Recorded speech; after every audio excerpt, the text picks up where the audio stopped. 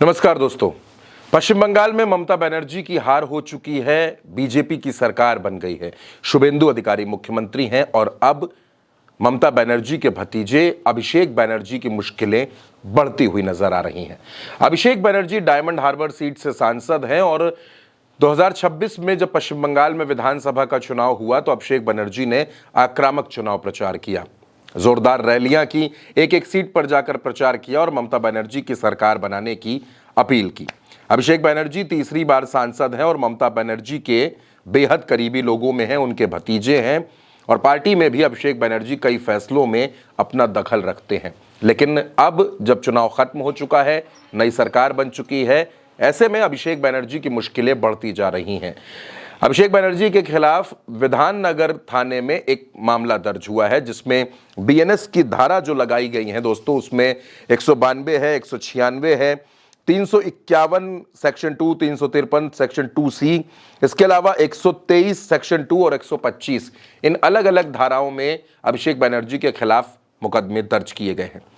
आरोप यह है कि अभिषेक बनर्जी ने भड़काऊ भाषण दिए हैं, अभिषेक बनर्जी ने अपमान करने वाले भाषण दिए हैं। आपने देखा चुनाव प्रचार में किस तरह से वो गृहमंत्री अमित शाह पर आक्रामक थे और अब अभिषेक बनर्जी पर मुकदमा दर्ज हुआ है कि उन्होंने भड़काऊ बयानबाजी की है। शुभेंदु अधिकारी जो पश्चिम बंगाल के मुख्यमंत्री हैं, वो भी कई कार्यक्रमों में ये कहते नजर आ रहे हैं कि अभिषेक बनर्जी के खिलाफ जांच होगी, उनकी कंपनी के खिलाफ क्या सच है क्या झूठ है, पूरी जांच उनकी सरकार करवाएगी।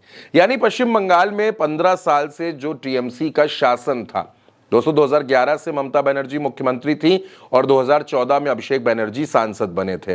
वो तीसरी बार सांसद हैं। लगातार ममता बनर्जी की सरकार पश्चिम बंगाल में चल रही थी, लेकिन अब पश्चिम बंगाल में टीएमसी की सरकार नहीं है, अब वहां भाजपा की सरकार है। अभिषेक बनर्जी ने अपने चुनाव प्रचार में भाजपा नेताओं को कई चैलेंजेस दिए थे।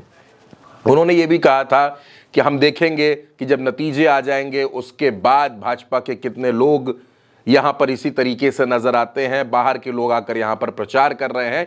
बहुत सी बातें अभिषेक बनर्जी ने जनता से कही थी जब वो चुनाव प्रचार कर रहे थे। लेकिन अब क्योंकि चुनाव खत्म हो चुका है और पहली बार बंगाल में भाजपा की सरकार बनी है, फैसले भी होने लगे हैं। शुभेंदु अधिकारी ने बुलडोजर एक्शन का भी आदेश दिया था, हालांकि उस पर हाईकोर्ट की रोक लग गई थी, लेकिन अभिषेक बनर्जी के खिलाफ मुकदमा दर्ज हो गया है और उनके खिलाफ अब तेजी से कार्रवाई होती नजर आ सकती है।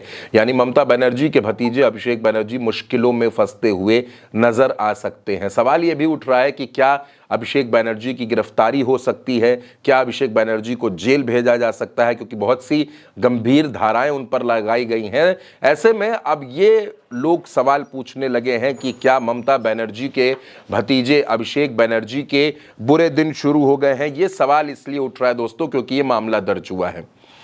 अभिषेक बनर्जी ने जिस तरह चुनाव प्रचार किया, क्योंकि अभिषेक बनर्जी को यह लगता था कि पश्चिम बंगाल में ममता बनर्जी को हरा पाना आसान नहीं होगा और ममता बनर्जी एक बार फिर सरकार बनाएंगी, लेकिन भारतीय जनता पार्टी ने टीएमसी को पश्चिम बंगाल में हरा दिया है और उसके बाद से अब क्योंकि सरकार नहीं है टीएमसी की, टीएमसी विपक्ष में है, तो टीएमसी के तमाम नेताओं पर अब इस तरीके की कार्रवाई और इस तरीके के मुकदमों का जो डर है, जो खतरा है, वो भी मंडराने लगा है दोस्तों।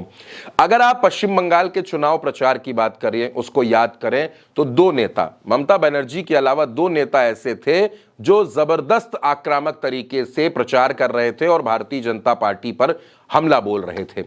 उन दोनों नेताओं में एक नाम अभिषेक बनर्जी का है और दूसरा नाम सायोनी घोष का है, जो जाधवपुर से सांसद हैं। उन्होंने भी भारतीय जनता पार्टी पर खूब हमले बोले थे, लेकिन अभी फिलहाल जो खबर है उसके मुताबिक अभिषेक बनर्जी पर मुकदमा दर्ज हुआ है अलग अलग धाराओं में। अब आगे इसमें क्या होता है ये भी देखना होगा दोस्तों। फिलहाल इस खबर में मेरे साथ इतना ही। आप उल्टा चश्मा यूसी के साथ बने रहिए। नमस्कार।